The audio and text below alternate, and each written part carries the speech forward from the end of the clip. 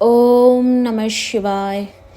आइए आज हम प्रदोष व्रत की विधि, कथा और उपाय जानेंगे। जैसे कि प्रत्येक माह में जिस तरह 2 एकादशी होती है, उसी तरह 2 प्रदोष भी होते हैं।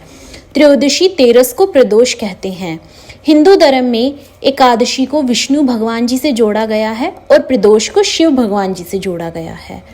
दरअसल इन दोनों ही व्रतों से चंद्र का दोष दूर होता है। आइए अब हम जानते हैं व्रत में क्या खाना चाहिए और क्या नहीं खाना चाहिए। हमें प्रदोष व्रत में लाल मिर्च, अन्न, चावल और सादा नमक नहीं खाना चाहिए। हमें हरे मूंग का सेवन करना चाहिए। हमें व्रत वाले दिन सूर्योदय से पहले उठना है। नित्य कर्म से निपटने के बाद साफ कपड़े पहनने हैं। पूजा घर को एकदम साफ और शुद्ध करना है।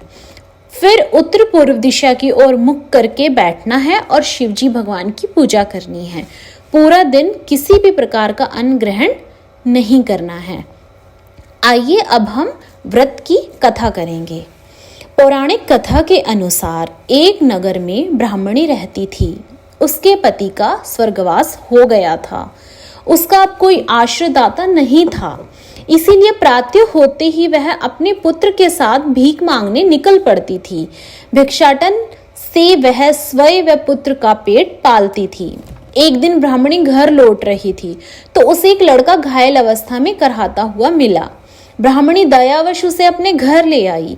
वह लड़का विदर्भ का राजकुमार था।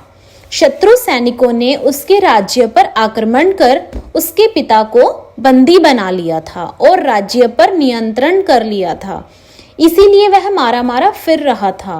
राजकुमार ब्राह्मण पुत्र के साथ ब्राह्मणी के घर रहने लगा। एक दिन अंशुमति नामक एक गंधर्व कन्या ने राजकुमार को देखा तो वह उस पर मोहित हो गई। अगले दिन अंशुमति अपने माता पिता को राजकुमार से मिलाने लाई। उन्हें भी राजकुमार भा गया। कुछ दिनों बाद अंशुमति के माता पिता को शंकर भगवान ने स्वप्न में आदेश दिया कि राजकुमार और अंशुमति का विवाह कर दिया जाए। उन्होंने वैसा ही किया।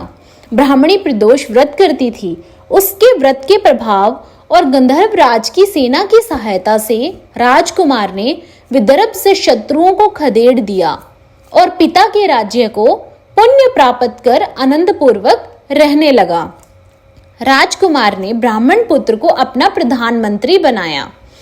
ब्राह्मणी के प्रदोष व्रत के महात्म्य से जैसे राजकुमार और ब्राह्मण पुत्र के दिन फिरे, वैसे ही शंकर भगवान अपने दूसरे भक्तों के दिन भी फिरते हैं। ओम नमः शिवाय। आइए अब हम जानते हैं व्रत के उपाय। अगर किसी कारणवश कोई व्यक्ति प्रदोष व्रत न कर पाता है तो वह शिवजी भगवान जी का अभिषेक करे शुद्ध जल से। प्रदोष व्रत पे चंद्रमा के मंत्रों का जाप करे।